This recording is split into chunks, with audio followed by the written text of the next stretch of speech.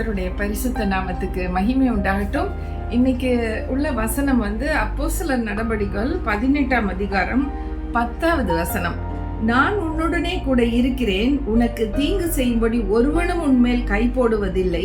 இந்த பட்டணத்தில் எனக்கு அநேக ஜனங்கள் உண்டு. Hallelujah! What a great promise God is giving us. பாருங்க, நான் உன்னோட இருக்கிறேன், அதனால யாருமே உன்னை ஒண்ணுமே தீங்கு செய்ய முடியாது. கர்த்தர் நம்மளோட இருந்தா போறோம். அவர் கொடுக்கிற ப்ராமிஸ் என்ன, நான் உன்னோட இருக்கேன், இதுக்கு மேல என்ன வேணும் அப்படின்னு தான் சொல்றாரு. அவர் மோசையோட இருந்தது போல நான் உன்னோடு இருப்பேன்னு சொல்லி யோசுவா கிட்ட சொல்றாரு பாருங்க. அப்ப மோசையோட இருந்தாரு, யோசுவாவோட இருந்தாரு, ஆபிரகாமோட இருந்தாரு. அப்படி இன்னைக்கு நம்மளோட இருக்கிறாரு. நம்மளோட இருக்கிறனால நமக்கு தீங்கு வராது. அதுதான் முக்கியமான செய்தி. இன்னைக்கு ஜனங்கள் யாருமே உன் மேல கையை போட மாட்டாங்க அப்படின்னு சொல்ற ஒரு உறுதி வார்த்தை கிடைக்குது. இன்னைக்கு பார்த்தீங்கன்னா உலகத்துல யாரை கொல்லுவாங்கன்னு இல்லை, பிள்ளைங்க அம்மா அப்பாவுக்கு விரோதமா கொல்றத பார்க்குறோம், மனைவி கணவனுக்கு விரோதமா கொல்றத பார்க்குறோம். நியூஸ்ல பார்த்தா எல்லாமே யாரை கொன்னாங்கிறது தான் போட்டுட்டு இருக்காங்க.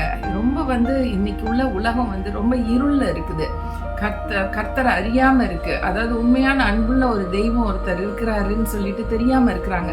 அந்த இருளுக்குள்ள இருக்க அவங்களுக்கு பாருங்களேன், அவங்களும் இருள் ஆயிடுறாங்க. அவங்களும் அந்த சாத்தானுக்கு இடம் கொடுக்குறாங்க. அதனால பிறரை கொல்றது ஒரு பாவம் இல்லைன்னு நினைக்கிறாங்க. இன்னும் பார்த்தீங்கன்னா ஒரு நியாயத்துக்காக நீதிக்காக கொல்றது அதை கூட பாவம்தான். அது கூட பாவம்தான். அதுக்கு ஆண்டவர் நம்மளை நியாயம் தீர்க்கிற ஒரு நாள் இருக்கு. அதுல கேட்பாரு. மோசே ஒரு எகிப்தியனை கொன்னுட்டு தான் ஓடுறாரு. எகிப்தியன் எதுக்கு கொன்னாரு அப்படின்னு நம்ம கேட்க மாட்டோமா?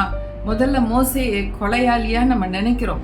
அவன் எகிப்தியனை எதுக்கு கொண்டான்னா, நீ ஒருத்தங்கிட்ட நியாயம் கேட்குற, நியாயமா இருக்குன்னு சொல்லி நீ கொன்னுட்ட. அவன் கேட்குறான், நீ முதல்ல நேத்தே நீ எங்களோட சண்டைக்கு வந்த எகிப்தியர்களோட, இன்னைக்கும் நீ வர்றியா? நீ கொன்னது தெரியாதா எனக்கு அப்படின்னு சொல்லும் பொழுது அவன் பயந்துட்டு மோசே அந்த ஊரை விட்டு ஓடுறத நம்ம பார்க்குறோம். இது ஒரு ஐ விட்னஸ் ஆயிடுச்சு.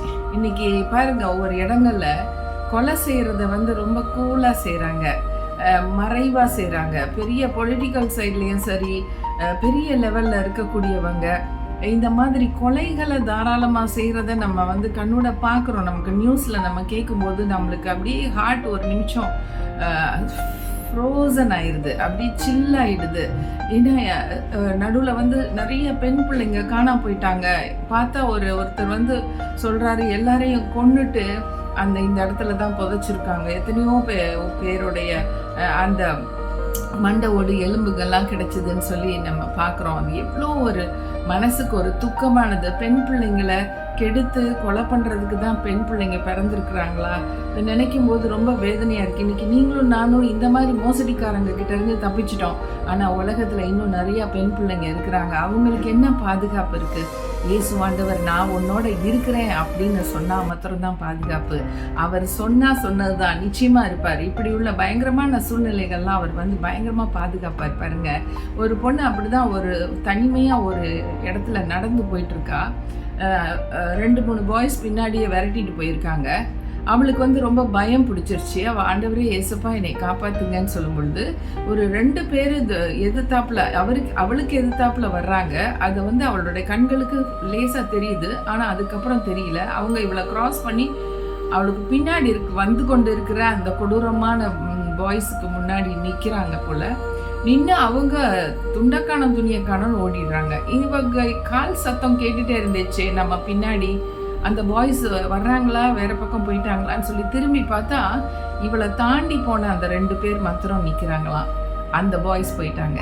ஸோ அவங்க தூதர்கள் கொஞ்ச நேரத்தில் காணாமல் போயிட்டாங்க. எப்படி உள்ள ஒரு காரியத்தை கண்களில் ஆண்டவர் காட்டி, நான் உன்னோட இருக்கேன் பாரு, உனக்காக நீ பயந்ததுக்கு நான் உன்னை தூதர்களை 2 பேர் அனுப்பிச்சேன். அவங்க அவங்கள துரத்தி விட்டுட்டாங்க. உன் மேலே யாருமே கை போட முடியாது அப்படின்னு சொல்கிற மாதிரி இல்லை. கர்த்தர் நல்லவர், அவருடைய கிருபை என்றும் உள்ளது. அதனால பெண்களா இருங்க, சின்ன பிள்ளைங்களா இருங்க, இப்படி உள்ள ஒரு ஆபத்து இருக்கக்கூடிய ஒரு சூழ்நிலையில ஆண்டவரே ஏசப்பான்னு சொல்லி கூப்பிடுங்க. ஆண்டவர் உடனே உங்களை ரட்சிக்கும்படிக்கு வந்துடுவாரு. உங்களை அந்த இடத்துல இருந்து காப்பாற்றும்படி வந்துடுவார். கர்த்தருக்கு மகிமை உண்டாகட்டும். இந்த நாளில் முந்தி ஒரு காலத்தில் ரொம்ப நல்லா இருந்துச்சு, உலகம் சந்தோஷமாக இருந்துச்சு, எல்லோரும் ஃபேமிலியாக வெளியில் போக வர அப்படிலாம் இருந்துச்சு. இப்போல்லாம் அந்த மாதிரி கிடையவே கிடையாது. ரொம்ப யோசிக்க வேண்டியது இருக்குது, இதுக்கு போய் தான் ஆகணுமான்னு சொல்லிட்டு இருக்குது. ஏன்னா உலகம் கொடூரமான உலகமாக இருக்குது. இன்றைக்கி கொல்றதுக்கு அவங்க தயங்கலைன்னு சொல்லிட்டா இதுக்கு மேலே ஒரு பயங்கரம் எதுவும் இல்லை. கொல்றதுன்னா ரொம்ப கஷ்டம். ஒரு ஒரு ஒரு ஒரு சின்ன ஒரு பூனையை கொல்ல முடியுமா, எலியை கொல்ல முடியுமா, ஒரு மீனை கொல்ல முடியுமா, அது சின்ன பூச்சியை கொல்ல முடியுமா, அது கூட நமக்கு மனசு வர மாட்டேங்குது. ஏன்னா அது ஒரு உயிருள்ள ஒரு பிராணி. ஒரு செடி சாஞ்சி போகுதுனாலே நமக்கு என்ன ஆகுது, ஐயோ இதுக்குள்ள உயிர் கொஞ்சம் கொஞ்சமாக போயிட்டுருக்கு பாரு, இந்த செடி ஒரு மாதிரி போயிட்டுருக்கு பாரு, நம்ம ஃபீல் பண்ணுறோம். ஏன்னு சொன்னால் நமக்குள்ளே ஆண்டவர் இருக்கிறதுனால தான் அந்த செடிக்காக நம்ம பரிதபிக்கிறோம், அந்த எலிக்காக பரிதபிக்கிறோம், பூச்சிக்காக பரிதபிக்கிறோம். ஆனால் ஆண்டவராகிய இயேசு இல்லாதவங்களுக்கு இதெல்லாம் ஒரு சாதாரண காரியம். அவங்க டக்குன்னு அந்த செடியை பிடுங்கி வெளியில் போட்டுருவாங்க. அவங்களுக்கு இதெல்லாம் ஒரு மேட்ரா, ஏன்னா இதுக்கு போயிட்டு இவ்வளோ வேதனைப்பட்டு இருக்கீங்க, நம்மளை கிண்டல் பண்ணுவாங்க, நம்மளை ஃபூலிஷாக நினைப்பாங்க, நம்ம வாழ தெரியாதவங்கன்னு சொல்லிட்டு நம்மளை கிண்டல் பண்ணுவாங்க. ஆனால் ஆண்டவர் நம்மளை மாதிரி ஆட்களை தான் நோக்கி பார்த்துட்ருக்காரு. நமக்கு எந்த ஆபத்தும் வரக்கூடாதுங்கிறதுக்காக தான் அவர் சித்தம் கொண்டு இருக்கிறாரு. இன்னைக்கு வேதத்தில் சொல்லியிருக்கு, உனக்கு நேராக ஒருத்தராக வருவாங்க, ஆனால் 7 திசையில் ஓடி போயிடுவாங்க. ஒரு ஆள் 1000 பேரை விரட்ட முடியும், அதே போல் 10,000 பேரை விரட்ட முடியும். ஆண்டவர் சொல்லுகிற காரியங்கள் நமக்காக தான். இந்த இயேசுடைய பிள்ளைகளுக்காக விசேஷமாக அவர் கொடுக்குற ஒரு தைரியமான ஒரு வார்த்தை. நீ தைரியமா இரு, நான் உன்னோட இருக்கேன், அதுக்கு மேலே உனக்கு ஒன்றுமே வேண்டாம், நான் உன்னை பலப்படுத்தி உனக்கு சகாயம் செய்வேன், என்னுடைய நீதியின் பாதையில் உன்னை நடத்துவேன்னு சொல்கிறாரு. ஹல்லேலூயா. நம்ம நீதியை விட்டு தாண்டிடக்கூடாது, வெளியில் வந்துடக்கூடாது. நம்ம நீதி உள்ளவர்களாக, ஆண்டவரை தேடுகிறவர்களாகவே இருக்கும் பொழுது கர்த்தர் நேர்த்தியாக செய்கிறவர். ஹல்லேலூயா, ஹல்லேலூயா. நமக்கு பாதுகாப்பு பயங்கரமாக வரும். நமக்கு எவ்வளோ மோசமானவங்க மத்தியில் நம்ம சிக்கியிருந்தாலும், எவ்வளோ கொடூரமானவங்க மத்தியில் சிக்கியிருந்தாலும் கர்த்தர் நம்மளை பாதுகாக்கிறவர். அவர்கள் கையை போட முடியாது, அவர்களால் ஒன்றுமே செய்ய முடியாது. அவங்க தான் ஓடி போகணும், நம்ம ஓடுறதுக்கு தேவையில்லை. நம்ம ஆண்டவரே ஏசப்பான்னு சொல்லி கூப்பிட்டுட்டு இந்த இடத்துல முட்டி போட்டு ஜெபிக்க முடியும்னா ஜெபிச்சுட்டு இருந்தா போதும். கர்த்தர் காப்பாற்றுகிறவர், கர்த்தர் ஆதரிக்கிறவர், கர்த்தர் நம்மோடு இருந்து நம்மளை காப்பாற்றுகிறவர். ஹல்லேலூயா, ஹல்லேலூயா. நான் உன்னை ஏந்துவேன், சுமப்பேன், தப்புவிப்பேன்னு சொல்லியிருக்கிறாரு. உன்னுடைய முதிர் வயது வரைக்கும், உன்னுடைய முடி நரமுடி ஆகிற வரைக்கும் நான் உனக்கு அப்படி செய்வேன்னு சொல்லியிருக்கிறாரு. அதனால நம்ம வயசாயிடுச்சு, நம்ம இப்போ போயிட்டு வர முடியுமா, நம்மளை யாராச்சும் அட்டாக் பண்ணிடுவாங்களோ, நம்மக்கிட்ட இருக்கிறதெல்லாம் பிடுங்கிட்டு போயிடுவாங்களோ அப்படின்னு சொல்லிட்டுலாம் பயப்படவே வேணாம். அதுக்குன்னு சொல்லிட்டு நம்ம அதிகமான நகைகளை கழுத்தில் போட்டுட்டு எல்லாரையும் அட்ராக்ட் பண்ணுற மாதிரி நம்ம செஞ்சோன்னா நமக்கு வேணா வரும். அது செய்யக்கூடாது. நமக்கு தேவையான, நம்மளால் முடிஞ்சது, நமக்கு தேவையானது ஒரு சின்ன அளவில் நம்ம ஓகேயா போட்டு போகலாம், அவ்வளோதான். போயிட்டு கரெக்டாக போயிட்டு கரெக்டாக வரணும், நல்லா ப்ரே பண்ணணும்.